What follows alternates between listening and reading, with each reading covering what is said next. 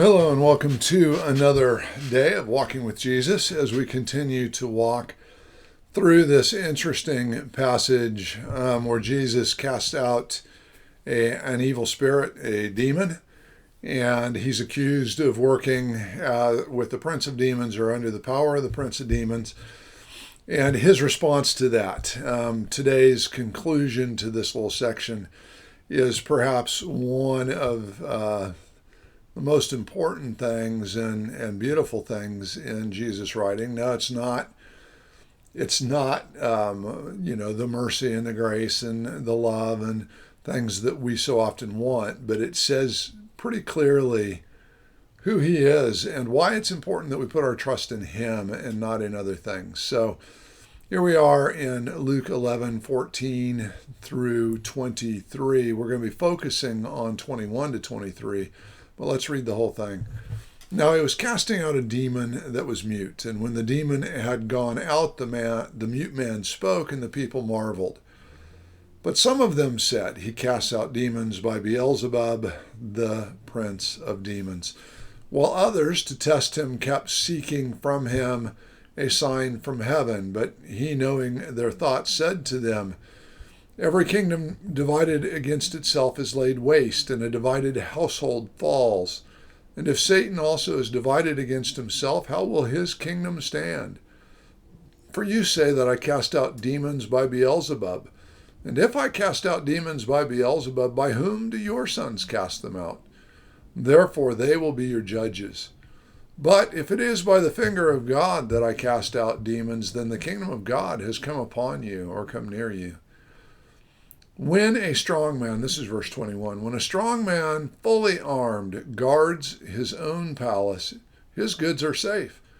But when one stronger than he attacks him and overcomes him, he takes away his armor in which he trusted and divides his spoil. Whoever is not with me is against me, and whoever does not gather with me scatters." So as we come to the conclusion of this little section or argument, Jesus is going to continue speaking, and he's going to talk about another important thing that we'll look at tomorrow. But when we come to this last line of this argument, what we need to understand here is that this is a very strong indication of whom Jesus is and whom he thinks he is, and the power that he thinks he has, and that he is the Messiah. So that is, when a strong man, fully armed, guards his own palace, his goods are safe. That would be Satan guarding his palace, fully armed. And he thinks that everything's good and his goods are safe. But when one stronger than he attacks him and overcomes him, that would be Jesus, who comes. He's the stronger one who comes and overcomes him. And he takes away his armor, the panoply there, all of his armor. He takes that away in which he trusted, and he divides his spoil. And one of the things that I just want us to get a hold of as believers in Jesus Christ is we need to understand that as strong as Satan is, a strong man who was fully armed and who was guarding his palace and over whom we could not prevail. But when Jesus comes, he is the stronger one, and he has attacked the kingdom of Satan, and he has overcome him, and he has taken away his armor in which he trusted and divided his spoil.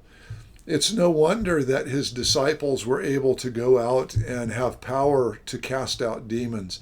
It's no wonder that the disciples throughout history have been able to overcome the attacks of Satan and have been able to defeat him. It's not by our power, but it's because the strong man, Satan, has been defeated and his armor has been stripped. And when we stand with Jesus in his might and clothed in his armor, the armor of God, then we can participate in the plundering of Satan's kingdom and bringing people out of the kingdom of darkness into the kingdom of light. This is a really hopeful passage for us. But it does say, whoever is not with me is against me, and whoever does not gather with me scatters. Jesus makes it very clear. You're either with Satan or you're with him.